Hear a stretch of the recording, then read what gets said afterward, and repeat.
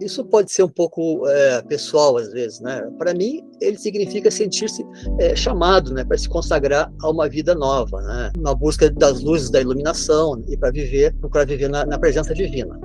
Enfim, o esforço, né, por uma vida mais equilibrada, né, de serviço, né, no nome da evolução espiritual nossa e, claro, do mundo, né? Por isso é uma vida equilibrada, né? Também, nem tanto ao céu, nem tanto à terra, né? O caminho do meio sempre é produtivo, no final das contas, né? O problema do despertar, né, é simplesmente a pessoa não se permitir voltar a adormecer novamente, ou se desviar para formas mórbidas ou fantasiosas de espiritualidade, né? Daí tem todo o passo a passo que a tradição oferece também, né? Então, o que a gente pode fazer para despertar espiritualmente, né? Isso é difícil de dizer, né? O que fazer para ter um despertar espiritual, né? Porque parece alguma coisa muito íntima e pessoal, né? As crises sempre ajudam esse despertar, né, de uma forma ou de outra. Só que ninguém vai colocar outra pessoa em crise, né, voluntariamente, né? A própria vida nos coloca continuamente em provas, né? Até existem algumas escolas que propõem, né, que a pessoa deva se sujeitar, né, a influência de certas classes de tiranos, né, como os toltecas falam, né, para lapidar o nosso ego, né? E a gente acaba fazendo isso muitas vezes, né, nos adaptando, nos ajustando, né? Então a vida, de fato, sempre nos ensina, né? Nós temos que ter resiliência, né? O que eu sei, assim, é a forma de tornar produtiva, né, uma vocação espiritual, né? Isso eu posso falar, né? Como tornar produtiva essa vocação, né? Existem formas tradicionais para isso e a gente já tem falado, né, sobre esse assunto. Os retiros prolongados, né, mas não permanentes também, né?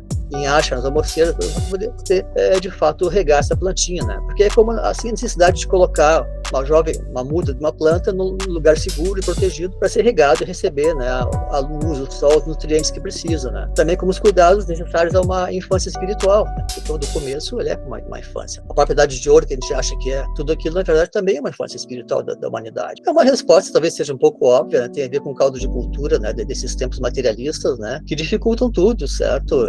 Fica muito, muito difícil, muito pesado, exige muita coragem, muito heroísmo, muita renúncia, né? Existe pouca compreensão, pouca receptividade, né? Então realmente precisa muito valor das pessoas para elas ousarem dar este passo, né? Mas eu não sei saberia dizer assim que quantitativamente, assim, em relação ao passado da humanidade, quantas pessoas, assim, né? Talvez porque haja muito mais gente, dê essa impressão, assim, né, de que menos gente hoje em dia está se dedicando, né? Mas de fato o caldo de cultura é importante porque hoje em dia, com a transformação da cultura, com o materialismo, né, existe menos liberdade de expressão para a espiritualidade em todos os níveis, né, a nível político, né. A espiritualidade foi relegada ao nível da filosofia, ao nível da religião, a redutos, né, quase guetos, né. E existe todo tipo de mecanismo para que essas forças não aflorem assim, né, não possam interferir na economia, né, na política, né, como foi em outros tempos.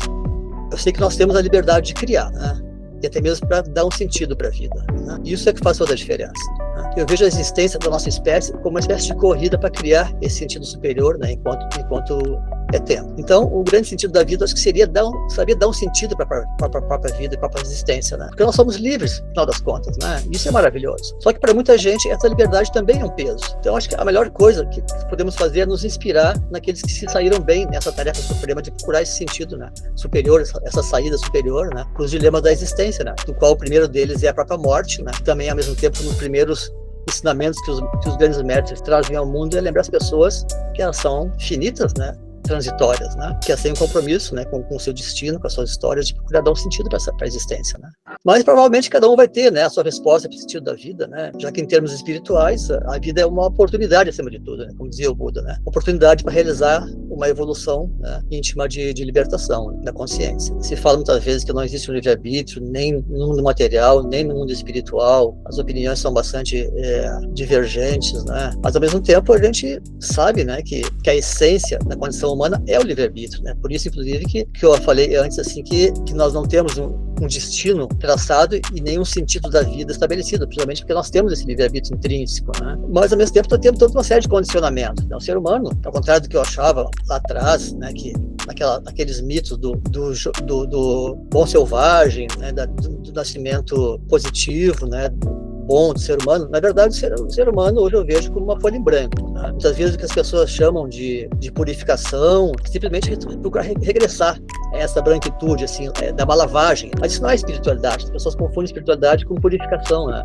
Na verdade, purificação é só uma retomada da consciência, né? A espiritualidade é uma coisa mais positiva, mais proativa, é o uso do coração de uma forma criativa no mundo, né? Para si mesmo e para o todo, né? Para mim, toda a comunidade que cultiva a ecologia, a fraternidade e a espiritualidade, ela já é uma semente de idade de ouro, né? Eu mesmo sinto assim, que conhecia uma espécie de idade de ouro na minha vida, no Ashram que eu vivi quando eu tinha 20 e poucos anos de idade, né? Apesar de tantos problemas que também tinha lá, né? Mas tinha mestres, tinha orientadores, disciplinas completas, né, um ambiente com uma forte egrégora, né, visitantes regulares, né, mas as comunidades espirituais, ela tem assim uma certa aura de jardim de infância espiritual, né, ali a gente desenvolve nossa criança divina, como nós estávamos falando antes, né, nossa infância espiritual. No brahmanismo, né, corresponde ao estágio de brahmacharya, que é o estudante casto que vive no ashram, né, estudante casto, brahmacharya, onde ele deve passar então alguns anos de treinamento. Depois vem outras etapas, né, a serem vividas, né, o casamento, ele se torna um professor, até a fase de renúncia